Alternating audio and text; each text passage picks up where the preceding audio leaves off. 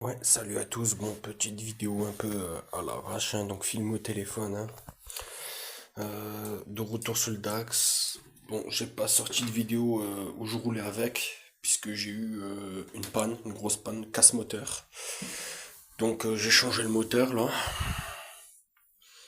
Donc lui là, qui était à la base sur un cross, donc du coup un dirt 125.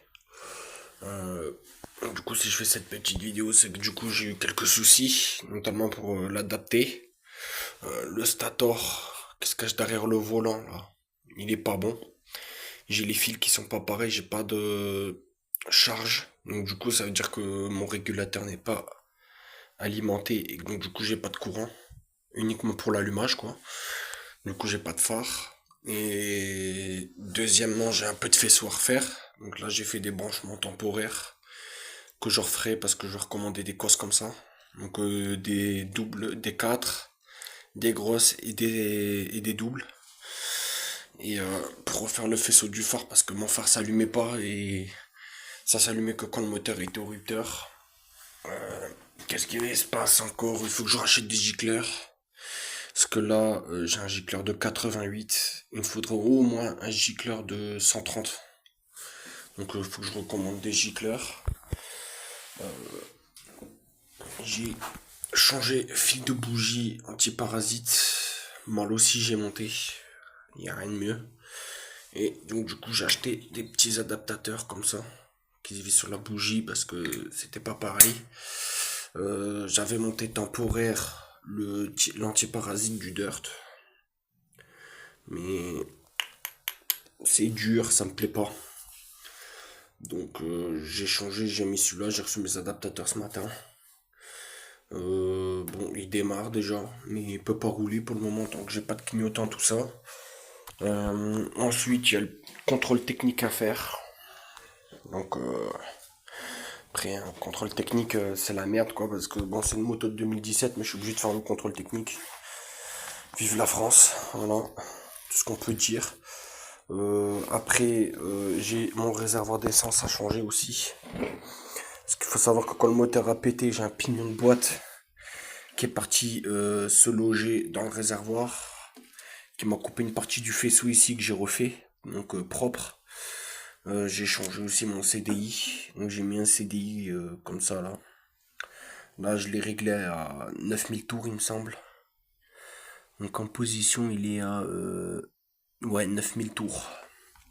Je l'ai réglé à 9000 tours minute pour le moment. Après, ça mérite d'être peaufiné. Et que dire de plus après, voilà, hein. C'était pas trop prévu. Surtout dans mon budget parce que du coup un moteur neuf c'était pas loin de 400, c'était pas loin de 500 € un moteur neuf. Donc j'ai acheté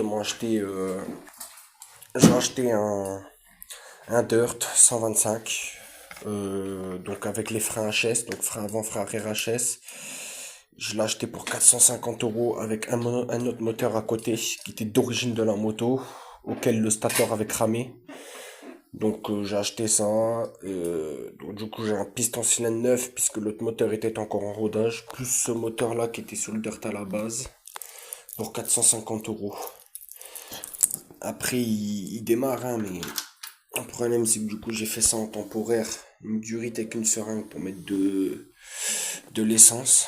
Donc là je sais pas si elle va démarrer, je sais pas s'il reste de l'essence. Non voilà ça démarrera pas parce qu'il n'y a plus d'essence dans le carbu. Elle a dû s'évaporer je pense. Et donc du coup, ben, j'ai pas pu encore faire tout ce que je voulais, premièrement. Deuxièmement, c'est pour GoPro. Donc je l'ai là, la GoPro. Mais le problème c'est que je j'ai pas le micro, j'ai pas de micro sans fil, c'est un micro filaire qui se branche sur l'USB-C et que c'est la merde pour rouler. Avoir un câble de 2 mètres qui vient là et qui remonte jusqu'au casque, ça va être la merde. Donc j'ai pas encore trouvé de micro sans fil, donc pour le moment ça fait de la qualité un peu merdique. Et deuxièmement aussi j'ai pas sorti de vidéo aussi avec la GoPro parce que ben, le micro qui est de base dessus j'arrivais pas à le faire fonctionner. J'ai réussi là il y a 2 semaines à le faire fonctionner. Mais j'arrivais pas à trouver comment l'activer.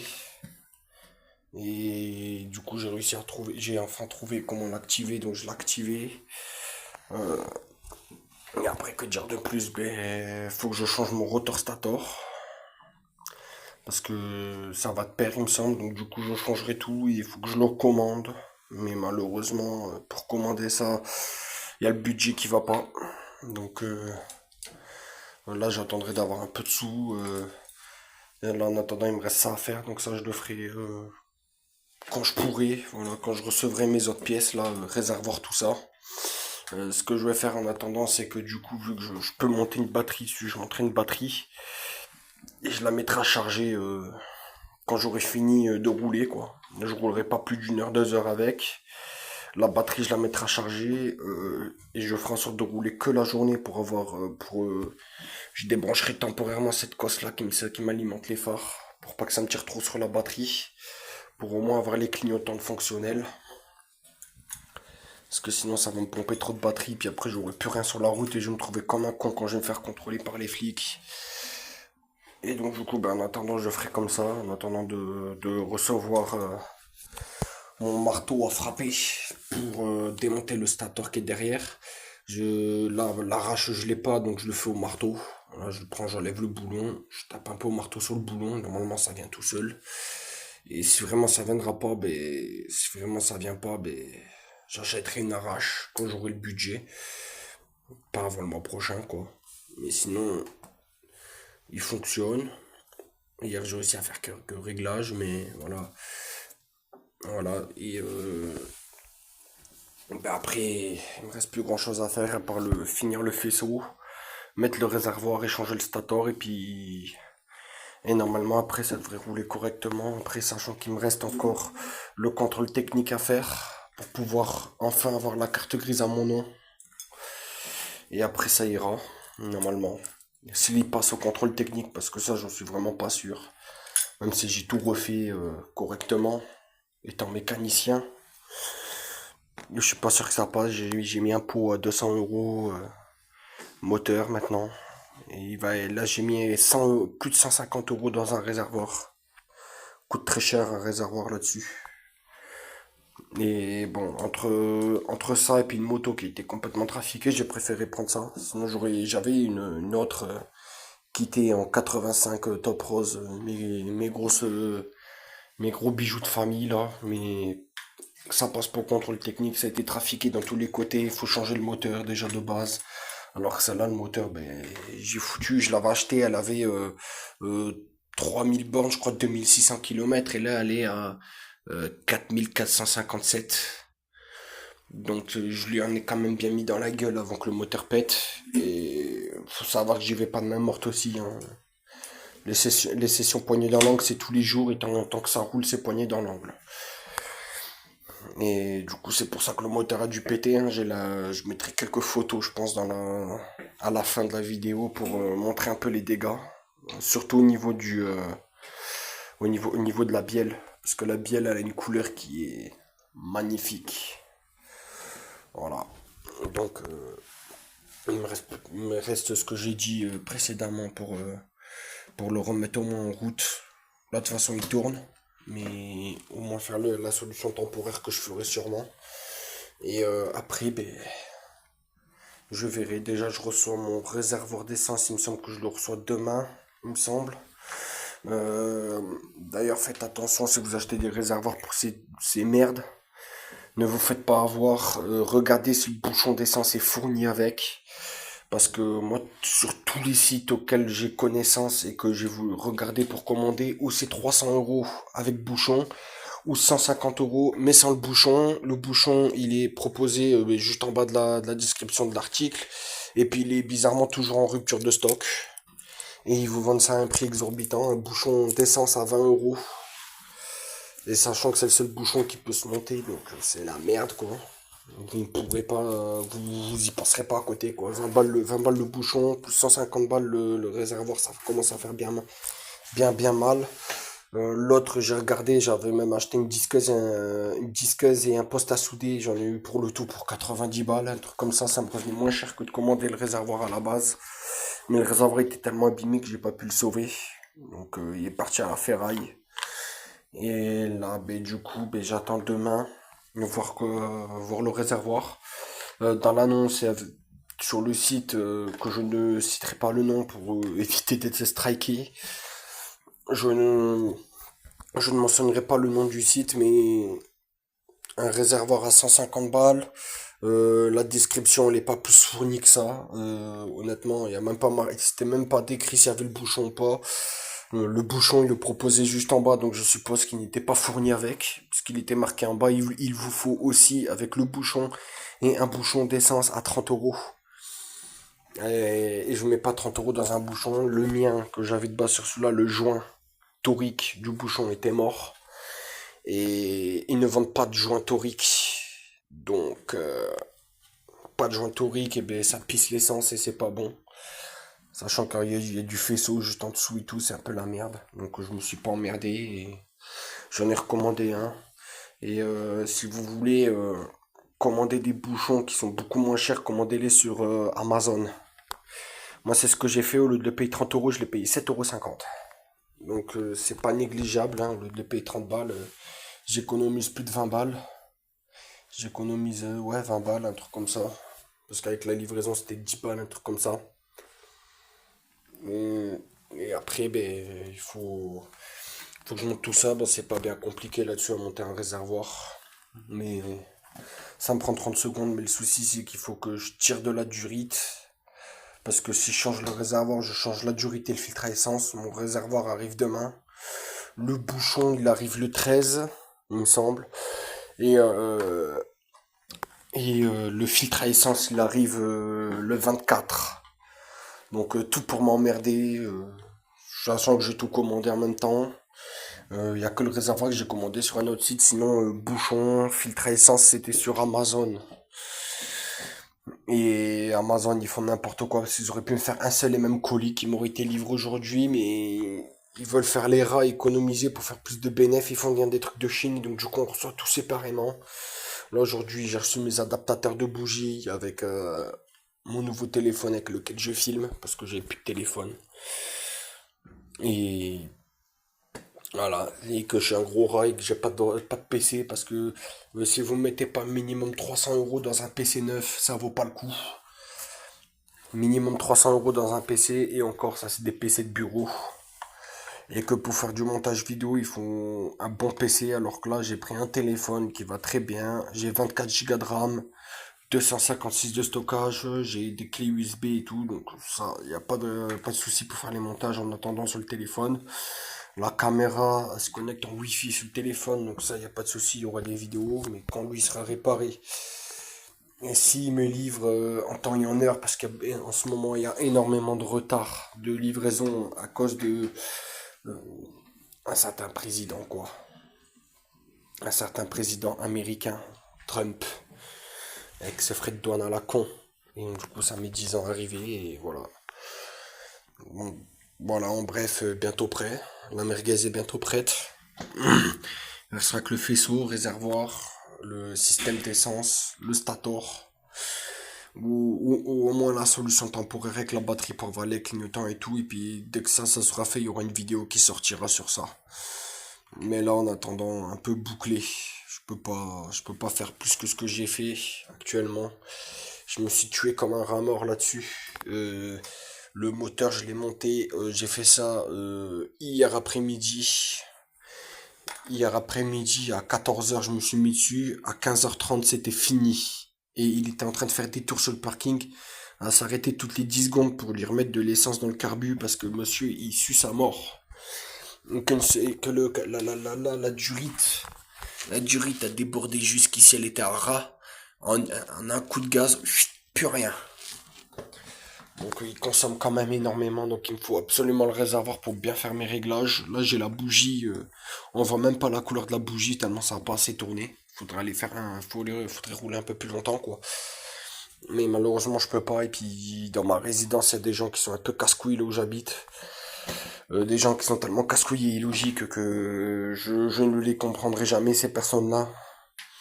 Des personnes qui se plaignent de quelqu'un en train de travailler sur sa moto en plein après-midi, mais qui ne se plaignent pas d'un guignol que j'appelle plus communément Clochard 8-6, en train de tout casser dans son appartement à 4 h du matin.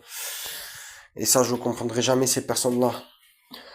Ils appellent pas les flics pour un clochard qui est en train de tout péter en bas à 4 heures du matin, mais ils sont en train d'appeler les flics parce que un gars est en train de réparer sa moto. Voilà. Donc, ces personnes se reconnaissent et ben, franchement, changer de mentalité ou moi, la personne qui m'a dit ça, je lui dis, ben là-bas, si tu veux, il y a un endroit qui est en construction à l'entrée de la ville. Ça s'appelle une maison de retraite. Là-bas, tu seras tranquille, il y aura pas de bruit. Voilà ce qu'il faut dire à ces personnes-là, parce que sinon, on sera jamais tranquille. On ne peut même pas faire un réglage carbu en paix. On dit que la moto fait trop de bruit. Moi, j'ai un pot d'échappement d'origine avec la chicane. Mais il y en a certains ici qui ne respectent pas ça et qui roulent sans pot d'échappement et à qui ça ne dit rien.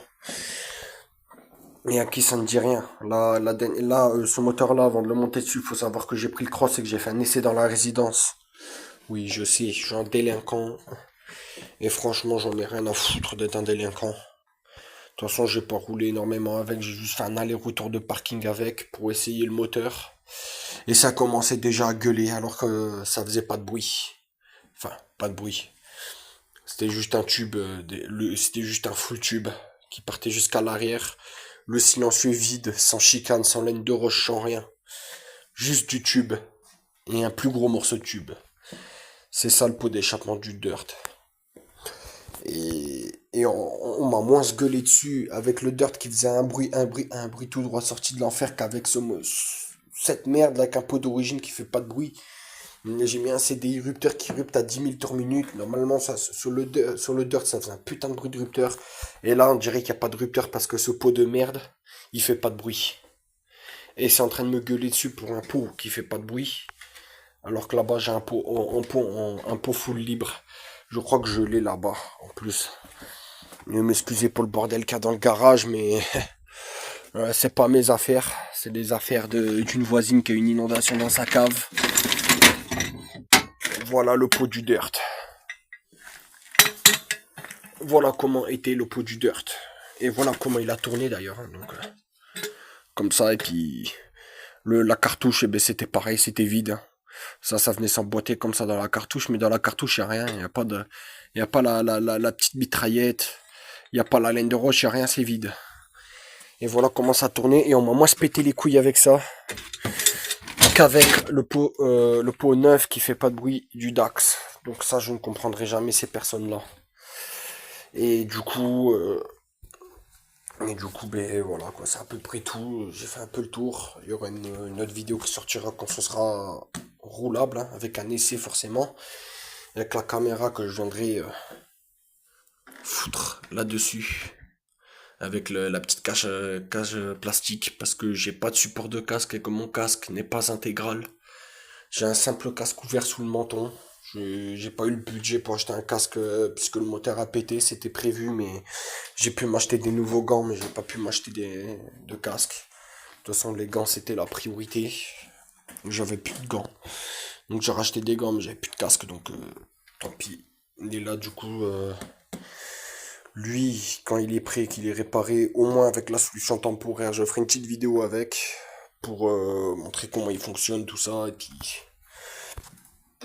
et puis faire un tour, voilà, pour vous montrer comment il fonctionne, et puis voilà, mais déjà avec le 110, l'aiguille là, je l'ai bloqué au fond, l'aiguille. L'aiguille, je l'ai bloquée, elle était embutée du compteur. Donc là-dessus, c'est quoi le max c'est 70, allez, je devais être à 65, un truc comme ça, parce que c'est des compteurs qui sont pas précis du tout. Il me semble qu'avec la vitesse réelle GPS, j'avais mesuré 70 grand maximum quand l'aiguille était bloquée. Mais c'est pas grand chose de plus. Il me semblait que je tapais bien plus avant, mais euh, le moteur a vraiment souffert. Et puis j'avais la cale de 2 millimètres à passer entre le piston et le cylindre. Avec le piston, les segments étaient montés dessus. La cale de 2 millimètres à passer entre le piston et le cylindre. La bielle, elle est bleu titane. De toute façon, ça, je mettrai une vidéo, une photo à la fin de la bielle. Mais la bielle, goodbye. Elle a failli partir dans la stratosphère, la bielle. Donc, heureusement que je me suis arrêté de rouler quand j'ai senti qu'il me manquait de puissance. Donc, et je me suis rendu compte de manière très conne, en fait. Le matin, je pars pour aller au magasin. acheter un truc pour ma mère parce qu'elle pouvait pas y aller. Et bizarre, d'habitude, un coup de kick qui démarre et là, j'ai kické une dizaine de fois pour qu'il démarre. Et puis je sentais qu'il n'y avait pas la même compression. Donc je suis allé acheter ce que j'avais acheté. Puis quand je suis rentré, j'ai essayé de démonter. J'ai laissé le moteur refroidir. Puis quand j'ai démonté, j'ai les goujons. Le goujon moteur qui était cassant comme du verre. Et ça veut dire que ça a trop chauffé. Et donc du coup là ici là ça a cassé comme du verre, les quatre ils ont cassé comme du verre. J'ai tombé la culasse, puis quand j'ai vu l'état du cylindre à l'intérieur, j'ai même pas cherché plus loin. Quand j'ai vu que le piston bougeait de 2 mm dans le cylindre, j'ai pas cherché plus loin, j'ai au moins piston cylindre, je me suis dit au début, puis quand j'ai démonté quand j'ai tombé le cylindre, j'ai vu que la bielle était bleu titane, j'ai fait bon ben c'est mort. Donc le 110 full préparé Molk, il a pas tenu le choc. Pourtant c'est censé bien tenir, mais là il a pas tenu et du coup ben je me suis retrouvé à monter celui-là et voilà. Donc après il y aura une autre vidéo qui sortira ben, quand j'aurai tout refait. Là je vais prendre ma batterie que je vais mettre en charge parce que j'avais fait des, là comme on voit sur mes phares, j'ai fait un raccord temporaire avec des cosses que je vais enlever après, hein, d'ailleurs, je vais les enlever et puis je vais les relier autrement avec des cosses comme ça que j'ai pas encore reçues, que je dois recevoir dans les prochains jours aussi, des grosses cosses comme ça. J'ai protégé temporairement avec du vieux scotch là. Mais j'ai du vrai scotch qu'on sert pour les faisceaux là, le scotch noir là. Le scotch comme ça là, qu'on sert pour les faisceaux, j'en ai acheté. J'en ai acheté un rouleau de 27 mètres et j'ai acheté des cosses aussi, mais qui devraient arriver dans les prochains jours aussi. Il me semble qu'elles arrivent jeudi, il me semble. Je suis plus très sûr. Avec tous les retards de livraison. Même là, ce matin, on m'a annoncé le retard de livraison, alors qu'en fait, il n'y a rien eu du tout. La poste commence à raconter n'importe quoi, il commence à me saouler. Comme Amazon, hein, voilà, j'avais commandé un truc pour ma mère sur Amazon. Je l'ai reçu il y a 3 semaines, il est toujours pas marqué comme livré. Donc là, je suis bien dégoûté, quoi. Mais bon, là, ça fonctionne. Et là, il fonctionne comme ça pour le moment. Et après, ce que je vais faire, c'est que la batterie en temporaire. Et puis après, je changerai le stator quand j'aurai reçu mon marteau à frapper. Et ce que je vais faire, c'est que je vais regarder pour un arrache volant si c'est pas trop cher. Parce que arracher le volant comme ça, c'est bof. À l'arrache à coup de marteau, c'est bof. Donc je verrai. Et voilà.